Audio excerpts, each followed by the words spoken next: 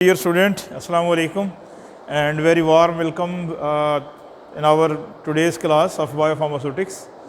We have already covered a lot of stuff of one compartment model, and in one compartment model we have covered the IV injections, oral tablet, IV infusion, then single dose IV injection, multiple dose IV injections, multiple dose oral, ये सब चीज़ें हम जो है वो cover कर चुके। Next हम मूव कर रहे हैं टू कंपार्टमेंट मॉडल की तरफ। टू कंपार्टमेंट मॉडल,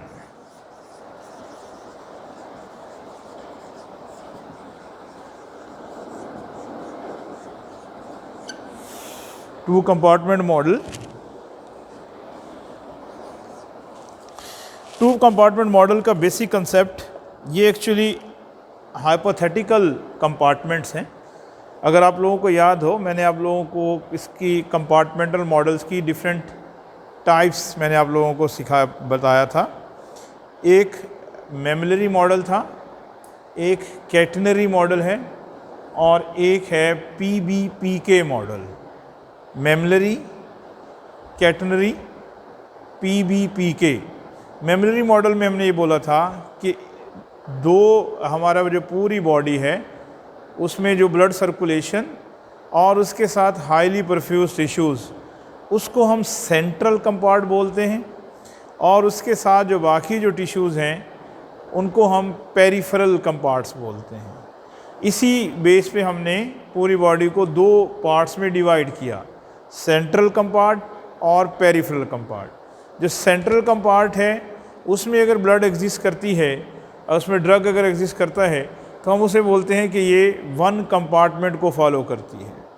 जब हम ये अज्यूम करेंगे कि ड्रग जो है वो मूव करेगी सेंट्रल से पेरिफेरल की तरफ और फिर पेरिफेरल से दोबारा सेंट्रल की तरफ अगर आएगी और उससे ड्रग का एलिमिनेशन पॉसिबल होगा, तो ऐसे कंसेप्ट को हम बोलेंगे two compartment model. Means these are the hypothetical models in which we assume drug is distributed in central as well as peripheral compartment। इसमें हमें जो बेसिक कंसेप्ट हमें जो सीखना है, इस पूरे चैप्टर में जो हमने सीखना है, उसमें हमने ये देखना है कि why pharmacokinetics of some drugs can be best described by implying the two compartment model। क्योंकि बाज़ ड्रग्स जो हैं, और जैसे हमने पहले देखा था कि ड्रग की डिपेंड करेगा एब्जॉर्प्शन पे। अगर ड्रग जो है वो एब्जॉर्प्शन जो ड्रग की थी, हमने दो तरह से एब्जॉर्प्शन की स्टडीज़ को पढ़ा। एक वो ड्रग है जो कि ऑरल जब हम इंटेक करवाते हैं किसी भी टैबलेट डोजेज फॉर्म में या सिरप या सस्पेंशन की फॉर्म में, वो एब्जॉर्ब होकर हमारी ब्लड सर्कुलेशन में आती है और ब्लड सर्कुलेशन से वंस अगेन एब्जॉर्ब होकर अगर वो मूव करेगी टिश्यूज़ की तरफ, तो उनका जो टिश्यूज़ की तरफ एब्जॉर्प्शन है ये इसमें हमारे पास जो बेसिक क्राइटेरिया होगा वो वर्ड यूज़ करते हैं हम डिस्ट्रीब्यूशन, के ड्रग जो है वो डिस्ट्रीब्यूट किया है सेंट्रल कंपार्ट से, या जो आपके पास ब्लड सर्कुलेशन है, जो आपके पास जो सर्कुलेटरी सिस्टम है, वहाँ से ड्रग मूव करके पेरिफेरल की तरफ जब डिस्ट्रीब्यूट करेगी, तो इस वाले कंसेप्ट को हम सीखेंगे कि क्यों हर मुख्तलिफ ड्रग्स जो हैं उनका बिहेवियर मुख्तलिफ होता है। डिपेंड करेगा ड्रग की लिपोफिलिसिटी पे, डिपेंड करेगा ड्रग की एसिडिसिटी और अल्कलाइन मीडियम में एब्जॉर्प्शन पे, कि जितनी ज़्यादा ड्रग जो है वो एब्जॉर्ब होगी उसी तरह से उसका बिहेवियर जो है वो डिफरेंट एरियाज़ में होगा। इसी चैप्टर में हम ये सीखेंगे कि कैसे हम कैलकुलेट कर सकते हैं प्लाज्मा ड्रग कंसंट्रेशन पे एनी गिवन टाइम पे, ख़ासकर किस केस में जी, administration of IV bolus drug में, और जिसमें हमें यहाँ पर भी हमें दो कैटेगरीज बन जाएंगी। एक कैटेगरी हो जाएगा जिसको हम IV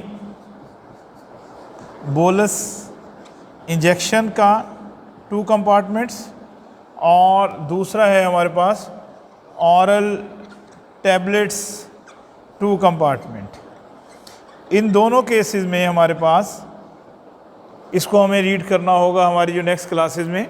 हमें जो IV बोलस के इंजेक्शन में हमारे पास जो टाइप का जो डिफरेंस आएगा उसमें इस तरह का ग्राफ देखने को मिलेगा, जबकि ऑरल की फेज़ में हमें इस तरह का ग्राफ देखने को मिलेगा। रीज़न क्या है, यहाँ पर हमारे पास स्ट्रेट लाइन एलिमिनेशन को शो कर रही है, उसके साथ डिस्ट्रीब्यूशन है, इसको हम बोलेंगे डिस्ट्रीब्यूशन, और दूसरा वर्ड हम बोलेंगे पोस्ट डिस्ट्रीब्यूशन। सेम केस में यहाँ हम कहेंगे कि ये है एब्जॉर्प्शन, डिस्ट्रीब्यूशन और सिंपल पोस्ट डिस्ट्रीब्यूशन।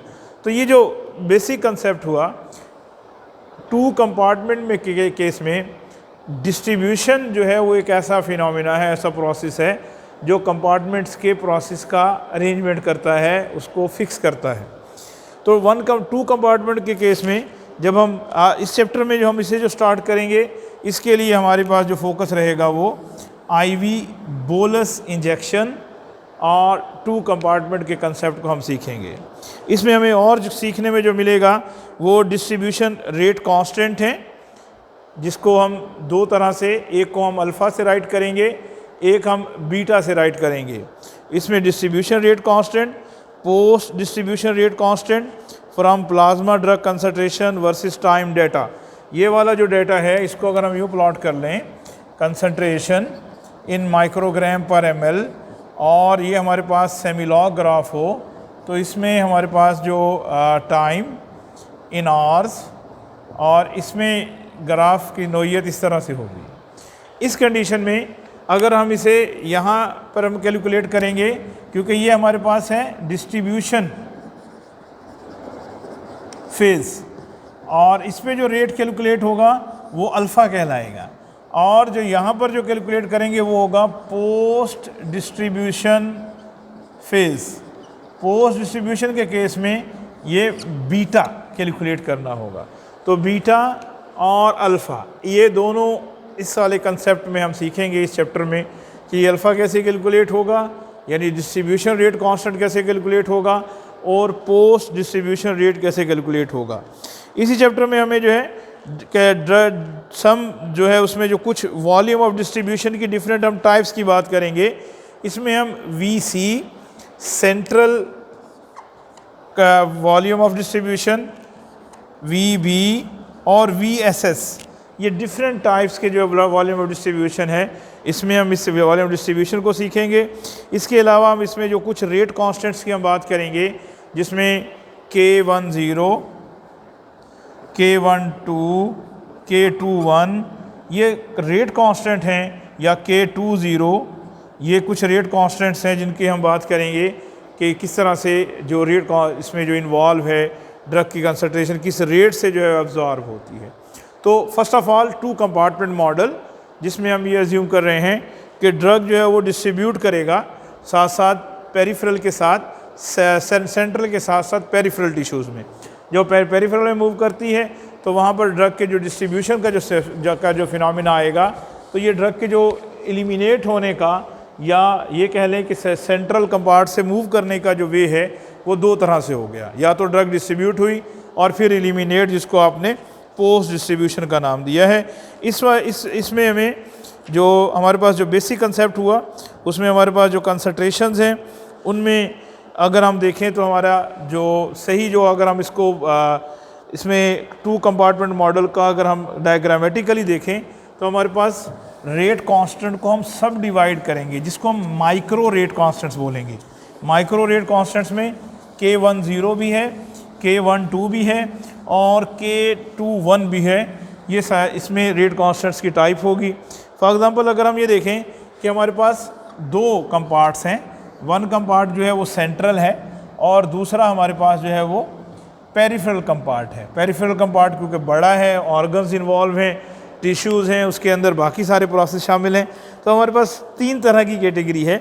यानी शुरू में अगर आप इसे इंजेक्शन की फॉर्म में देंगे तो आपके पास सारी की सारी ड्रग जो है वो एग्जिस्ट कर रही होगी सेंट्रल कंपार्ट में, और इस सेंट्रल कंपार्ट से ड्रग जो है वो मूव करेगी पेरिफेरल की तरफ। इसको हम बोलेंगे जिस रेट से मूव करेगी, क्योंकि ये वन पार्ट ये है और टू ये है, तो इसलिए हम यहाँ कहेंगे ये ड्रग मूव किया है 1 से 2 पे। तो इसमें जो रेट कांस्टेंट इन्वॉल्व हुआ वो K12 है।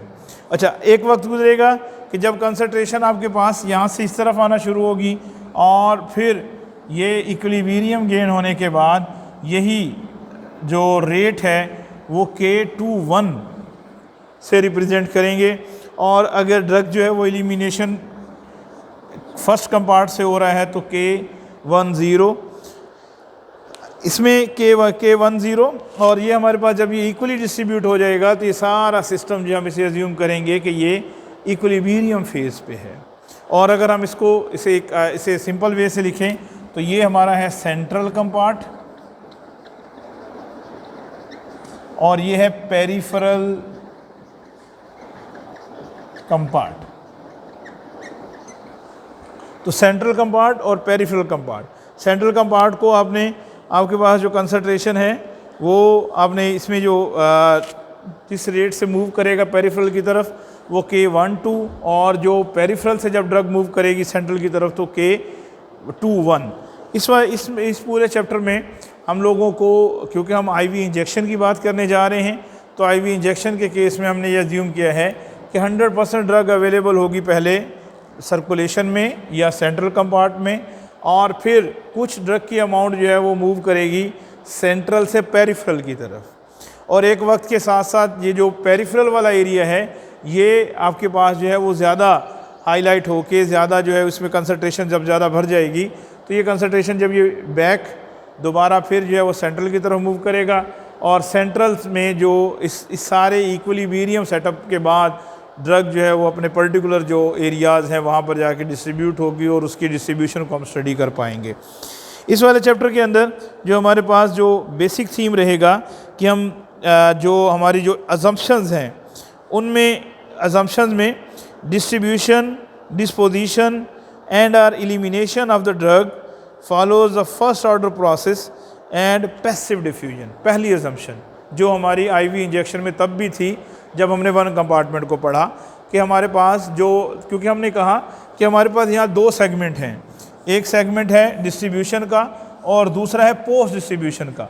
तो डिस्ट्रीब्यूशन और पोस्ट डिस्ट्रीब्यूशन ये सब प्रोसेस जो हैं वो पैसिव डिफ्यूजन को फॉलो कर रहे हैं और फर्स्ट ऑर्डर काइनेटिक्स को फॉलो कर रहे हैं। याद रखिए कि जब हमने वन कंपार्टमेंट को स्टडी किया था वहाँ पर भी हमने ये अजम्पशन जो है फिक्स की थी। दूसरा अजम्पशन जो है drug is being monitored in blood, drug की कंसंट्रेशन जो है वो प्लाज्मा से मेजर हो रही है। तीसरा अजम्पशन ये है कि ड्रग की जो क्लियरेंस है वो रीनल क्लियरेंस ही है, इसके अलावा और क्लियरेंस नहीं है। और चौथा ये है कि इसकी मेटाबॉलिज्म नहीं है। पांचवा ये है कि अगर जो ऑर्गन जो रिस्पॉन्सिबल है removal of the drug is in the central compartment, जो जिस ड्रग से मूव होगी ड्रग वो सेंट्रल कंपार्ट से होगा। इस सेंटेंस को मैं एक्सप्लेन करता हूँ। इस बेस पे हमारे पास इसकी ड्रग के रिमूवल की बेस पे टू कंपार्टमेंट्स की 3 डिफरेंट टाइप्स बनती हैं। देखिए कैसे। फॉर एग्जांपल हमारे पास पहला केस जिसमें हम ये अज्यूम करते हैं कि हमारे पास 2 कंपार्ट्स हैं, सेंट्रल और पेरिफेरल, और उसमें डिफरेंट रेट्स इन्वॉल्व हैं। फॉर एग्जांपल पहले वाले केस में हम ये कहें कि हमारे पास ड्रग जो है वो वन कंपार्ट में, जिसको हमने बोला है सेंट्रल कंपार्ट,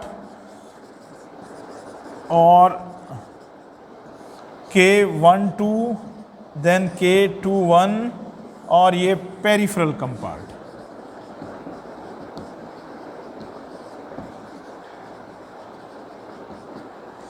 अगर तो ड्रग की एलिमिनेशन सेंट्रल से होगी तो इसको आप राइट करेंगे K10 type 1। Elimination is only possible from the blood circulation from the one compart, यानी ये इनका डायरेक्ट सेंट्रल कंपार्ट का ताल्लुक, क्योंकि हाईली परफ्यूज टिश्यूज़ में किडनी शामिल हैं तो ये डायरेक्ट किडनी के साथ जाके ब्लड को जाके सप्लाई करेंगे जो ड्रग कंटेनिंग होगा और वहाँ से ड्रग जो है वो एलिमिनेट होगी। ये हमारा बेसिकली जो कंसेप्ट है, मेजर कंसेप्ट में ये हम मेमलरी मॉडल को पढ़ रहे हैं, और मेमलरी मॉडल में हम बात कर रहे हैं टाइप 1 की 2 कंपार्टमेंट में, जिसमें हम ये एज्यूम कर रहे हैं कि elimination post distribution is only at from the central compart. Sentence 2 देखते हैं। 2 का second condition, central compart peripheral compart K12 K21, okay, elimination from the second compart K20, यानी हम ये अज्यूम करें कि ड्रग जो है वो किसी और ऑर्गन से एलिमिनेट होना शुरू होगी। मॉडल कौन सा? मेमलरी। लेकिन मेमलरी मॉडल में कौन सी टाइप? 2 कंपार्टमेंट। ओके, 2 कंपार्टमेंट की type 2 elimination through peripheral area. Peripheral से जो ड्रग की एलिमिनेशन पॉसिबल है उसको आपने K21 से राइट किया। Okay, third condition. थर्ड में हमारे पास एक है जी सेंट्रल कंपार्ट, नेक्स्ट है peripheral compart, K12, K21, K10, K20। Okay, क्या डिफरेंस हुआ जी तीसरे वाले केस में? फॉर एग्जांपल ये कंडीशन ए है, ये बी है और ये सी है। तो सी में हमने अज्यूम किया कि हमारे पास दोनों तरह की एलिमिनेशन पॉसिबल है। Elimination through central as well as elimination through peripheral. अगर सेंट्रल और पेरिफेरल से दोनों से होगी तो ये भी मेमलरी मॉडल का ही एक टाइप बनी, 2 कंपार्टमेंट की ही टाइप है। लेकिन 2 कंपार्टमेंट में यहाँ पर एलिमिनेशन या पोस्ट डिस्ट्रीब्यूशन की जो फेज़ है वो दोनों के अंदर है। अब अगर हम देखें कि हम किसको स्टडी करने जा रहे हैं, यानी हमारे पास जो अजम्पशन वाइज कौन सी है, हम अजम्पशन वाइज टाइप ए को स्टडी करेंगे पूरे चैप्टर में,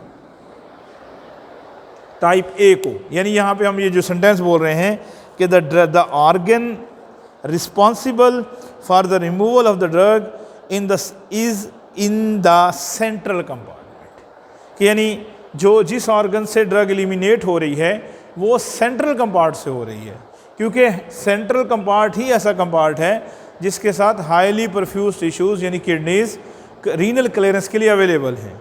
तो इसलिए हम यहाँ पर एज्यूम करेंगे कि ये जो हमारी अजम्पशन में ये शामिल है कि ड्रग की जो एलिमिनेशन है 2 कंपार्ट में, हाँ हो सकती हैं कि यानी ये पेरिफेरल से भी हो, सेंट्रल और पेरिफेरल दोनों से हो, लेकिन हम जिस केस को डिस्कस करेंगे बार बार इस पूरे चैप्टर में वो ये होगा कि इसमें सेंट्रल कंपार्ट की तरफ से हम एलिमिनेशन की बात करेंगे। ओके, नेक्स्ट हम देखते हैं कि हम इसमें से कौन कौन से पैरामीटर्स कैसे कैलकुलेट करेंगे। इसमें हम क्या हमारे लिए नई जो फाइंडिंग्स होंगी उसमें हम कौन से चीज़ें जो है वो कैलकुलेट करेंगे, उसको हम अंडरस्टैंड करते हैं, फिर हम उसे 1 बाय 1 जो है वो सीखने की कोशिश करेंगे। फर्स्ट ऑफ ऑल हम इसमें इक्वेशन ड्रा करेंगे प्रिडिक्ट करने के लिए प्लाज्मा कंसंट्रेशन ड्यूरिंग का distribution and post distribution phase. First of all हम ये बोल लें कि हम CP कैलकुलेट करेंगे। CP means predicting plasma concentration during distribution and post distribution phase. Number 2, हम इसमें डिटरमिन करेंगे post distribution and half life और उसके जो साथ उसके साथ रेट कांस्टेंट, यानी हमारे पास post distribution half life, remember ये T हाफ, और इसी के साथ जैसे मैंने अभी जिक्र किया था beta post distribution rate constant. Okay, फिर हम बात करेंगे distribution half life,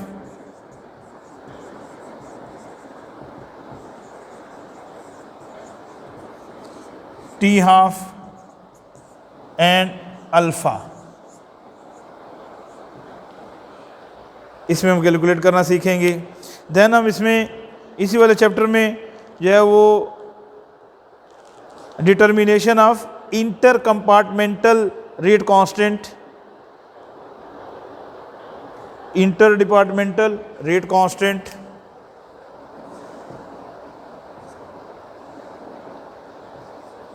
inter departmental rate constants K12, K21,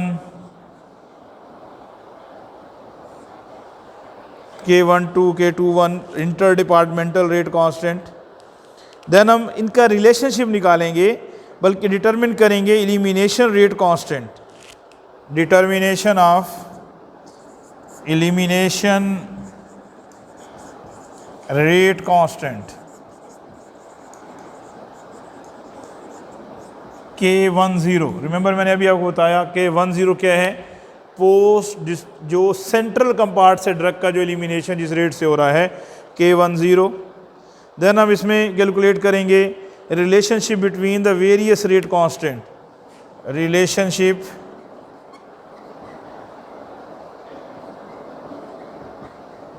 between various rate constant. कौन कौन से हमने भी डिस्कस किए हैं, alpha, beta, K12, K21, K10, इन सब का आपस में क्या रिलेशनशिप बनता है, इस सारे की हम बात करेंगे। Determination of the apparent volumes of distribution, apparent volume of distribution, इसकी 3 टाइप्स की हम बात करेंगे, VC, VB, VSS। उसके बाद नंबर 8 जी, determination of the area under the plasma concentration curve, AUC find करेंगे। Number 9 factors are percentage of administered dose present in each compartment following the attainment of distribution equilibrium, distribution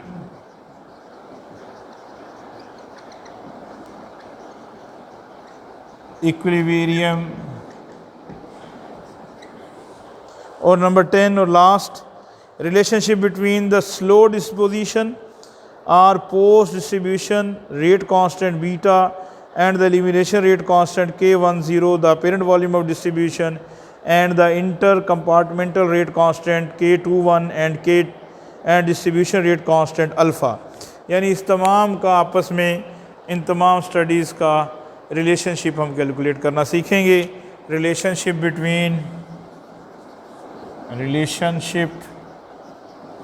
between compartmental parameters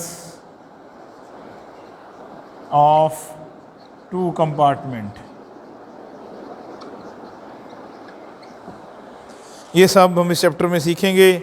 इसके लिए हम different जो है वो equations और उसका हम बात करेंगे इंशाल्लाह। नेक्स्ट क्लास में हम इसको डिटेल से इन तमाम पैरामीटर्स के में जो आप लोगों को इसमें जो हमारे जो रिक्वायरमेंट्स उसकी हम बात करेंगे।